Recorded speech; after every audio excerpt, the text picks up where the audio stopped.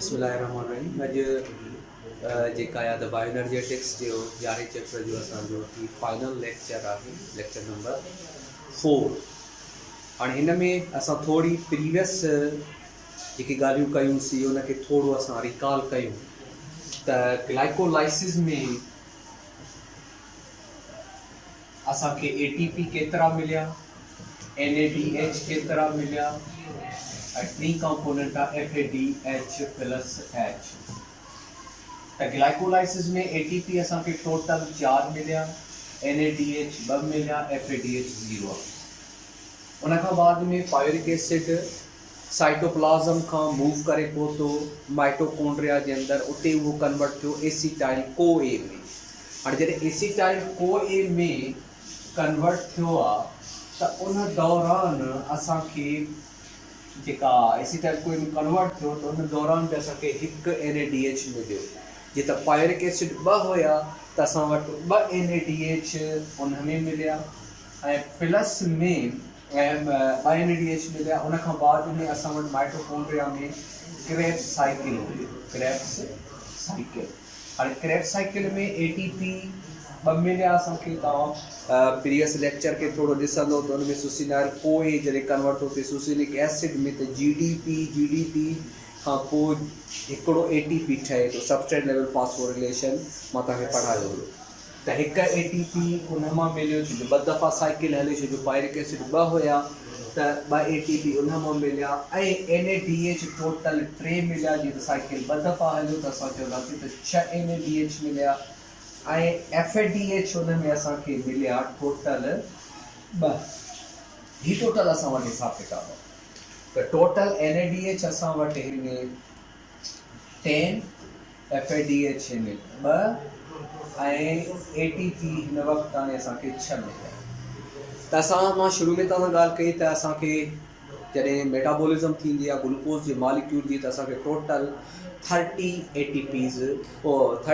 ATPs असांखे gross production 38 ATPs जी असांखे मिलंदी आहे। त हाणे असां अचो था रेस्पायरेशन जे 3rd स्टेप ते, जेका आहे इलेक्ट्रॉन ट्रांसपोर्ट सिस्टम। पहिरियों स्टेप हुयो ग्लाइकोलाइसिस, ॿियो स्टेप हुयो क्रेब्स साइकिल ऐं टियों स्टेप जेका आहे उहा असां वटि आहे इलेक्ट्रॉन ट्रांसपोर्ट सिस्टम। हाणे इलेक्ट्रॉन ट्रांसपोर्ट सिस्टम खे सम्झण लाइ खां पहिरियां असां माइटोकॉन्ड्रिया खे थोरो ॾिसूं। तव्हांखे पढ़ायो त चैप्टर नंबर 4 में तव्हां माइटोकॉन्ड्रिया पढ़ियो हूंदो त ही माइटोकॉन्ड्रिया जी आउटर मेम्ब्रेन आहे ऐं ही इनर मेम्ब्रेन आहे। This is inner membrane of mitochondria, जेका इनफोल्डेड हूंदा आहिनि। फोल्डिंग्स खे असीं क्रिस्टी चवंदा आहियूं। त मां हिते साॻे नमूने सां लिखां थो, ही outer membrane of the mitochondria, this is the outer membrane of mitochondria। ही बाइलेयर आहे, मां हिते साॻी फॉस्फोलिपिड जी बाइलेयर। इन क्रिस्टी खे हिते मां हिकिड़ो सिधो करे लिखांसि थो। ही सिर्फ़ बेसिकली क्रिस्टी आहे। सपोज क्रिस्टी, ही क्रिस्टी, दिस इज क्रिस्टी। ही आउटर मेम्ब्रेन ऐं ही इनर मेम्ब्रेन ऐं ही मैट्रिक्स आहे जिते क्रेब्स साइकिल हले थो। ही मैट्रिक्स माइटोकॉन्ड्रिया जी मैट्रिक्स। हिते जेका इनर मेम्ब्रेन आहे, इनर मेम्ब्रेन जे मथां एंजाइम्स मौजूद आहिनि। तव्हांखे पढ़ियो हूंदो चौथे चैप्टर में त एंजाइम्स आहिनि for the metabolism of the carbohydrate, for the metabolism of lipids and amino acids. उहे हिन जाइ ते उन्हनि एंजाइम्स खे असां नाला ॾींदा आहियूं कॉम्प्लेक्स 1। हाणे कॉम्प्लेक्स 1 जे अंदरि बेसिकली एंजाइम्स, ये एंजाइम्स NADH प्लस H जी ऑक्सीडेशन कंदा। उन खां बाद में असां वटि को एंजाइम Q, असां वटि प्रोटीन आहे, मॉलिक्यूल आहे ऐं उन खां बाद में हिते मौजूदु आहे असां वटि कॉम्प्लेक्स 2। कॉम्प्लेक्स 2 जेका आहे उहा ऑक्सीडेशन कराईंदो आहे FADH प्लस H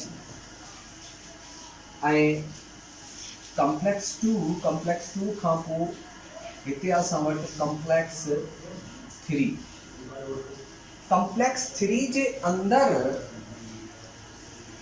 जेके मॉलिक्यूल्स मौजूद आहिनि उनमें साइटोक्रोम बी मौजूद आहे ऐं उन खां अलावा लेट मी चेक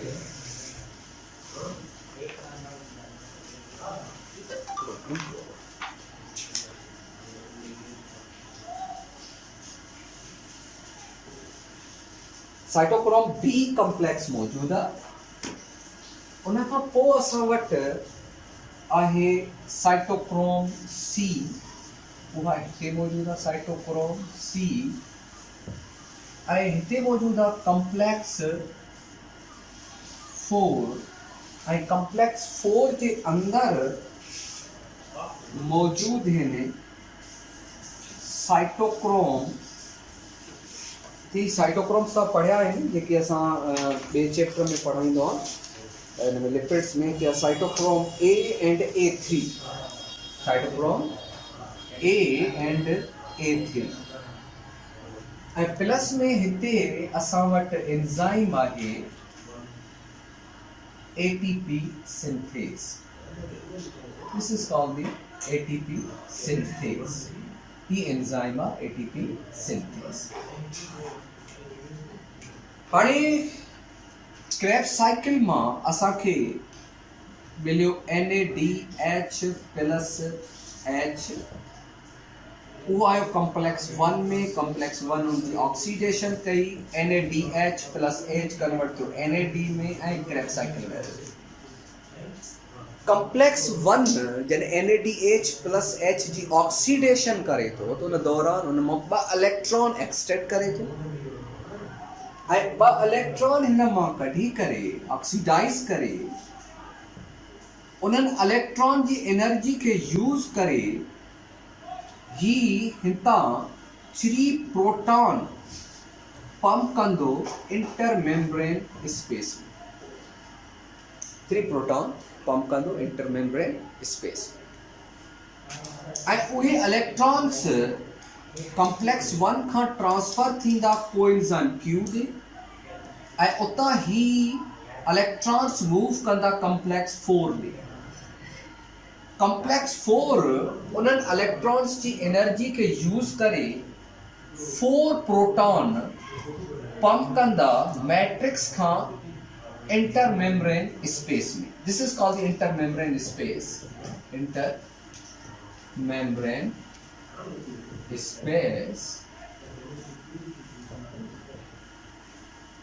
ऐं उहे इलेक्ट्रॉन्स हाणे वेंदा साइटोक्रोम सी ॾे साइटोक्रोम सी उन्हनि इलेक्ट्रॉन की एनर्जी के यूज़ करे इलेक्ट्रॉन्स के ट्रांसफर कंदो कॉम्प्लेक्स 4 ॾे ऐं कॉम्प्लेक्स 4 उन्हनि इलेक्ट्रॉन जी एनर्जी के यूज़ करे 3 प्रोटॉन मैट्रिक्स खां पंप कंदो इंटर मेम्ब्रेन 2 प्रोटॉन्स पंप कंदो मैट्रिक्स का इंटर मेम्ब्रेन स्पेस में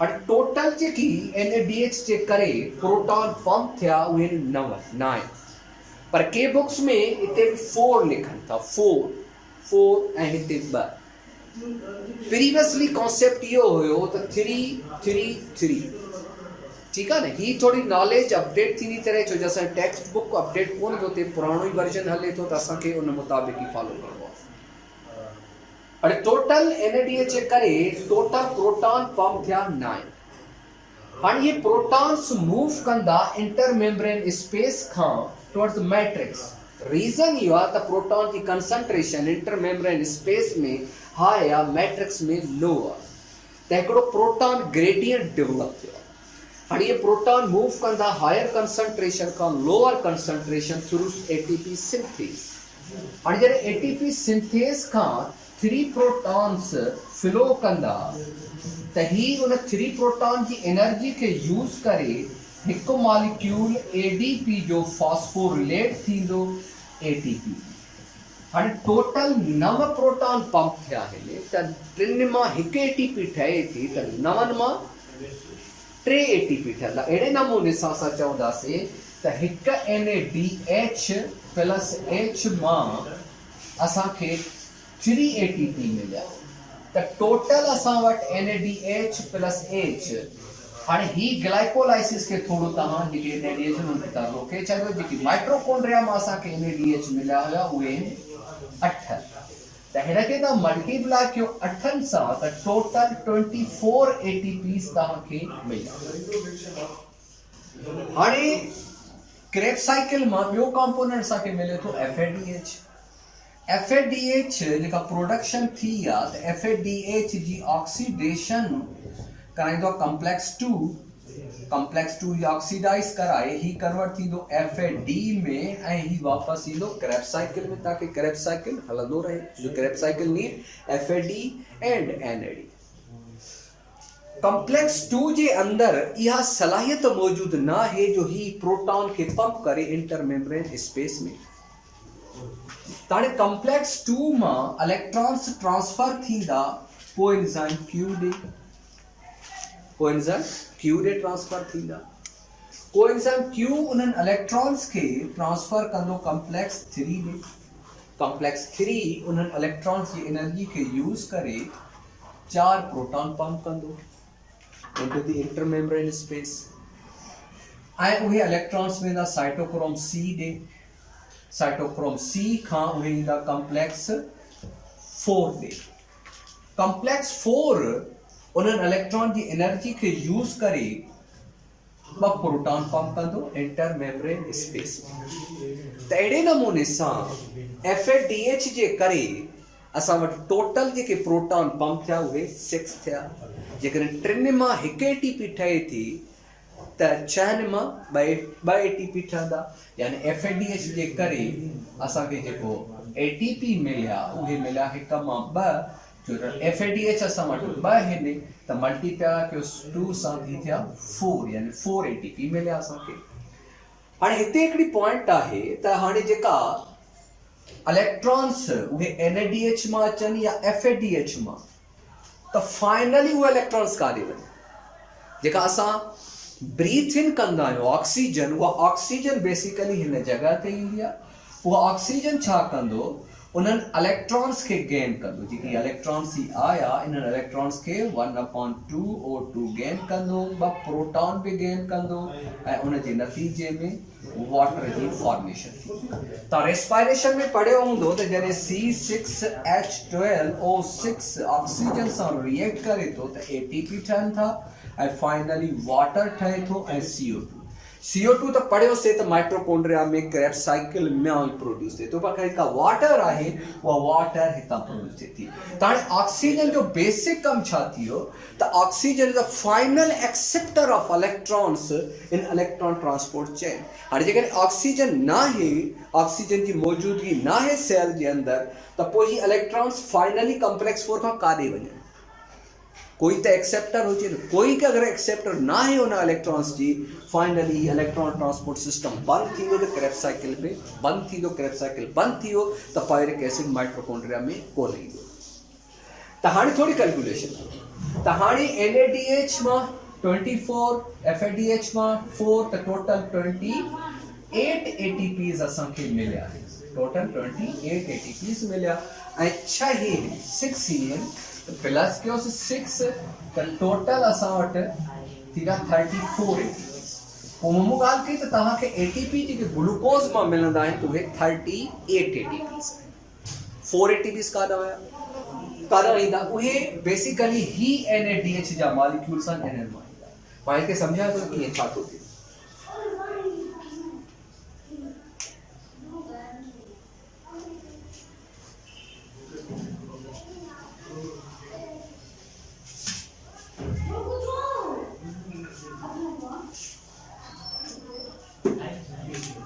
हाणे जेके NADH ग्लाइकोलाइसिस मां प्रोड्यूस थिया NADH plus H। हाणे ही NAD I'm talking about 2 NADH which were produced during the glycolysis। उहे NADH बेसिकली माइटोकॉन्ड्रिया में दाखिल न थी सघे जो NADH लाइ mitochondria is impermeable. NADH mitochondria जे अंदर दाखिल नथो थी सघे। पोइ ही छा थींदो आहे त हिकिड़ो मॉलिक्यूल डाइहाइड्रोऑक्सी एसीटोन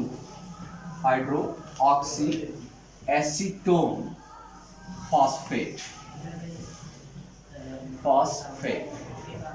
सा NaDH प्लस H जो मॉलिक्यूल है जी ऑक्सीडेशन कंदो ही पाण जेका रिडक्शन कंदो ही कन्वर्ट थींदो NaD में ऐं प्लस में ॿियो मॉलिक्यूल लॻे glycerol 3 phosphate glycerol 3 phosphate shuttle बि हिनखे असीं चवंदा आहियूं। इहा शटल जेका आहे इहा ईंदो कॉम्प्लेक्स 2 वटि कॉम्प्लेक्स 2 में जॾहिं इहा ग्लाइसरोल 3 फॉस्फेट शटल पहुचे थो त हिते FAD जो मॉलिक्यूल यानी हिन जी ऑक्सीडेशन थींदी ऐं FAD जो मॉलिक्यूल रिड्यूस थींदो FADH प्लस H में ऐं ही अगेन वापस कन्वर्ट थींदो डाइहाइड्रो ऑक्सी एसीटोन फॉस्फेट। त अहिड़े नमूने सां हिकु NaDH मां असांखे हिकु FADH मिलियो। हाणे जीअं त NaDH ग्लाइकोलाइसिस में ॿ प्रोड्यूस था थियनि त असांखे FADH बि ॿ प्रोड्यूस थींदा ऐं हिकु FADH मां ॿ ATP ठहनि था त ॿिनि FADH मां 4 ATP ठहंदा त उहे तव्हां 4 ATP एड कंदो त नेट प्रोडक्शन ऑफ ATP असां वटि 38 आहे। यानी कि टोटल ग्लूकोज जी जॾहिं मेटाबॉलिज्म थींदी त असां वटि net production of ATP 38 molecules आहिनि। हाणे उन्हनि मां असां जेकी ग्लाइकोलाइसिस में असां ATP यूज़ कया हुआसीं for the preparation of the glucose for to participate in the reaction 2 ATP असां उते यूज़ कयासीं त 2 ATP तव्हां हिन मां माइनस कयो त नेट प्रोडक्शन ऑफ ATP असां वटि आहे 36 यानी कि हिकु ग्लूकोज जी मेटाबॉलिज्म सां असांखे नेट प्रोडक्शन ऑफ ATP 36 मिलंदा आहिनि। त अहिड़े नमूने सां तव्हांजे बुक में जेका ही डायग्राम मां डिस्कस कयो आहे तव्हांजे बुक में इहा ई डायग्राम आहे पर थोड़ी डिफरेंट तरीक़े सां आहे। बिल्कुलु हिन तरीक़े सां मां तव्हांखे ॾेखारियो थो। ही तव्हांजो डायग्राम आहे। ही डायग्राम थोड़ी कम्प्लेक्स डायग्राम आहे। जॾहिं तव्हांखे ही बेसिक डायग्राम सम्झ में ईंदो त ही ऑटोमेटिकली सम्झ में ईंदो। तव्हां ॾिसी सघो था त मथे क्रेब्स साइकिल हले थो ऐं हिते तव्हांखे कुझु डिजिट्स नज़र था अचनि। ही बेसिकली एनर्जी ऑफ इलेक्ट्रॉन्स खे शो करे थो त इलेक्ट्रॉन्स जीअं इलेक्ट्रॉन ट्रांसपोर्ट सिस्टम में मूव थो करे त इलेक्ट्रॉन्स पंहिंजी एनर्जी खे लॉस कंदा कंदा आख़िर में उन इलेक्ट्रॉन्स खे एक्सेप्ट करे थो ऑक्सीजन कन्वर्ट 2 प्रोटॉन बि गेन करे कन्वर्ट थो थिए वाटर में। हाणे तव्हां अचो हिते त फर्स्ट छा थो दाख़िल थिए इन इलेक्ट्रॉन ट्रांसपोर्ट सिस्टम में NaDH प्लस H तव्हांखे डायग्राम में तव्हां ॾिसी सघो था त हाणे असां बि साॻी ॻाल्हि लिखीसीं त NaDH प्लस H दाख़िल थियो पर हिते तव्हां ॾिसो त हिते छा थो चए दाख़िल थियो त हिकु ATP जो मॉलिक्यूल ठहे थो। बेसिकली ATP कोन थो ठहे हिते 3 प्रोटॉन पंप था थियनि उन्हनि प्रोटॉन मां हिकु ATP ठहे थी। अहिड़े नमूने सां तव्हां ॾिसंदो त उन खां बाद में इलेक्ट्रॉन्स काॾे उन खां बाद में तव्हां ॾिसो त FADH दाख़िल थो थिए इलेक्ट्रॉन ट्रांसपोर्ट सिस्टम में पर हाणे NaDH ऐं FADH जा 2 मॉलिक्यूल जा इलेक्ट्रॉन्स ट्रांसफर था थियनि कोएंजाइम Q ॾे। हिते बि तव्हां ॾिसो कोएंजाइम Q आहे। तव्हां ॾिसो त FADH खां में कोई ATP न ठही पर कॉम्प्लेक्स 3 वटि अगेन ATP जी सिंथेसिस थिए थी। तव्हां ॾिसी सघो था त हिते साइटोक्रोम B कॉम्प्लेक्स आहे उन दौरान हिकु ATP ठहे थी। बेसिकली उन दौरान ही प्रोटॉन पंप थिया आहिनि। उन खां बाद में ही साइटोक्रोम C आहे उन खां बाद में साइटोक्रोम A ऐं साइटोक्रोम A3 ॾे वञे थो वरी बि ATP ठहे थो त इन मां बेसिकली मतिलबु इहो आहे त हिते प्रोटॉन पंप था थियनि उन प्रोटॉन मां ATP ठहे थी। हाणे जेकर तव्हां मथां कैलकुलेट कंदो त NaDH मां ATP 1 2 3 ठहिया। FADH जी ॻाल्हि कंदो त उन मां तव्हांखे 2 ATP मिलिया। अहिड़े नमूने सां असांजो इलेक्ट्रॉन ट्रांसपोर्ट सिस्टम खे असां सम्झोसीं ऐं नेक्स्ट असां वटि जेका टॉपिक आहे उहा आहे energy flow through the ecosystem.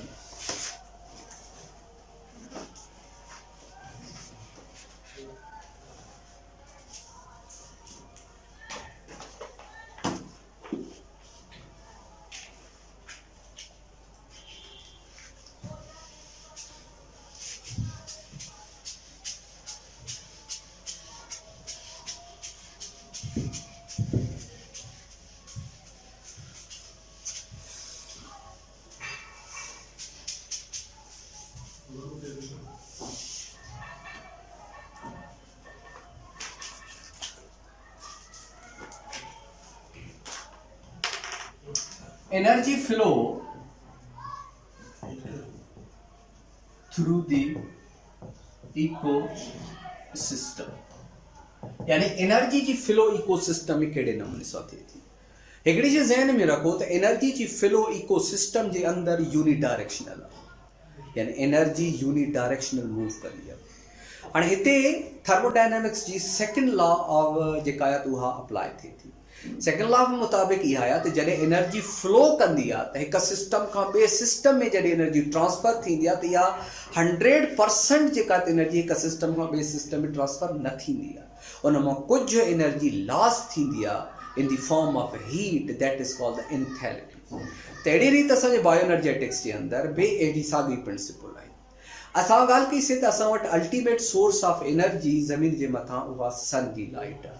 सिज मां जॾहिं रोशनी अचे थी ज़मीन ॾांहुं त उन मां 40% जेका एनर्जी आहे त उहा रिफ्लेक्ट थिए थी बैक क्लाउड्स में, डस्ट पार्टिकल्स में।